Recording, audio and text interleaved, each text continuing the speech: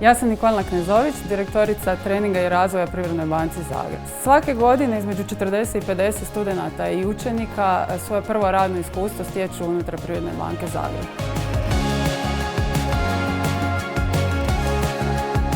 Hi, I'm Federico. I'm from Milan, from a business high school.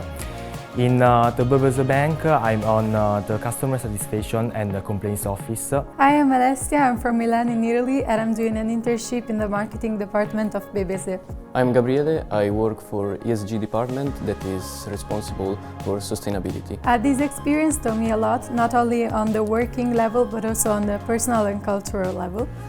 It was very interesting for me to see the differences between Croatia and Italy, even though they're very close countries and they still share many things in common. I am very glad to be here because this is my first work experience abroad and I couldn't wish a better place to working at because of course all of PBZ group are available and teach me a lot of practical skills that is useful for my future.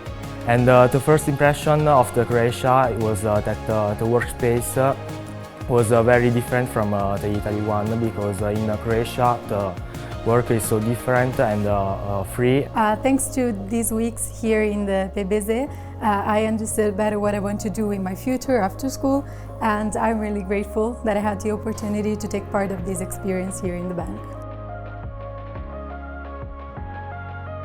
Ja sam Filip iz Zagreba, a trenutno studiram u Amsterdamu. Sad već 3 tjedna radim praksu u PBZ-u u odjelu multinacionalni klijenti. Ja sam Ilijana, studentica iz Zagreba. Na praksi u PBZ-u imala sam priliku vidjeti kako teorijsko znanje izgleda u praksi te dobiti bolji uvid u stvarni rad u industriji. Ja sam Laura i studentica sam iz Zagreba i ovdje sam u PBZ-u na praksi već drugi tjedan. Kolege i mentori bili su iznimno susretljivi, uvijek spremni pomoći i podijeliti znanje, te me rad u takvom timu potiče na daljnje usavršavanje. U zadnja 3 tjedna sam puno toga naučio, od tog kako ide cijeli proces izdavanja kredita, od tog kako je dinamika između timova da se usklade i da što bolje klijentu posao odrade. Imala sam priliku u ova 2 tjedna proći kroz 3 tima u odjelu mrežne sigurnosti. Ova praksa će mi biti dobra podloga za razumijevanje i funkcioniranje drugih nekih odjela u IT-u.